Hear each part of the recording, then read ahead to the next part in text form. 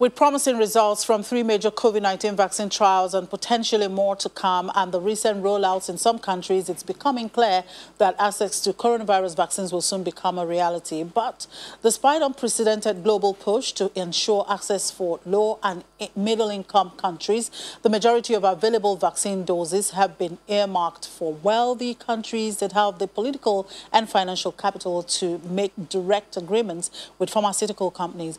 Where does this leave the African continent? An associate practice lead at Frontier View, Matt Kiniger, joins us now. Hello, Matt. Good afternoon. Hi, good afternoon. Thanks for having me on the show today. So tell me, which African countries have made progress for you? You cover sub-Saharan Africa. Which African countries have made progress so far in procuring supplies of COVID-19 vaccines? Yeah, so the process of procuring vaccines has gathered pace over the last couple of weeks. So very notably since the beginning of the new year, there have been some announcements by South Africa that they will be procuring doses from AstraZeneca. Nigeria says it expects, it has released plans for over 40 million doses over the course of the next few months. But overall, the status of procurement has been quite weak so far.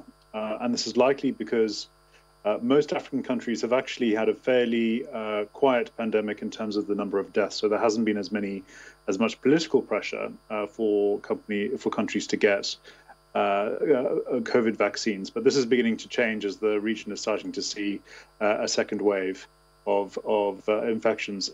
In terms of procurement, we're likely to see COVAX, the initiative that's led by the World Health Organization, playing a much greater role in terms of the procurement of vaccines over the next few months.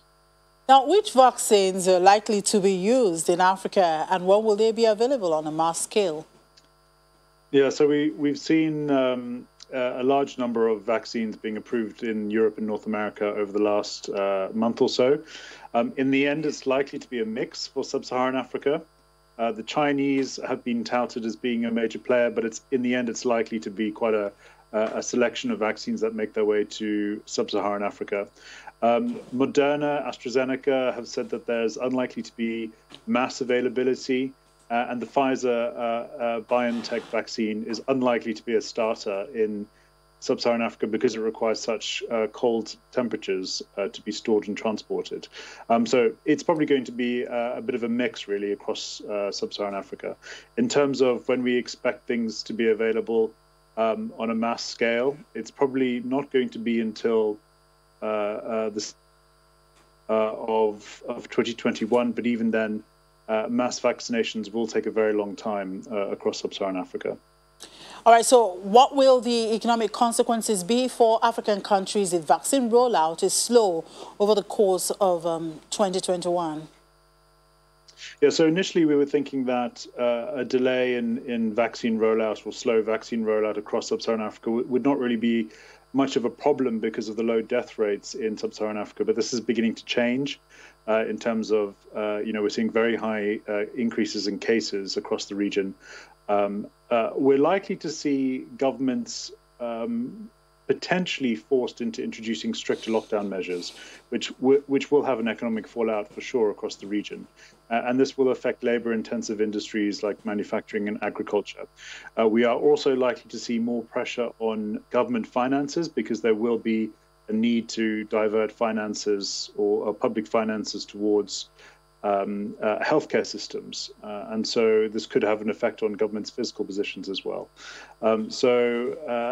There really are quite a few industries, as well as tourism that I haven't mentioned as well, actually, that'll really be negatively affected by delays in rolling out vaccines across sub-Saharan Africa. So certainly it will have an effect. All right, thank you very much, Matt. It's always a pleasure having you on the program.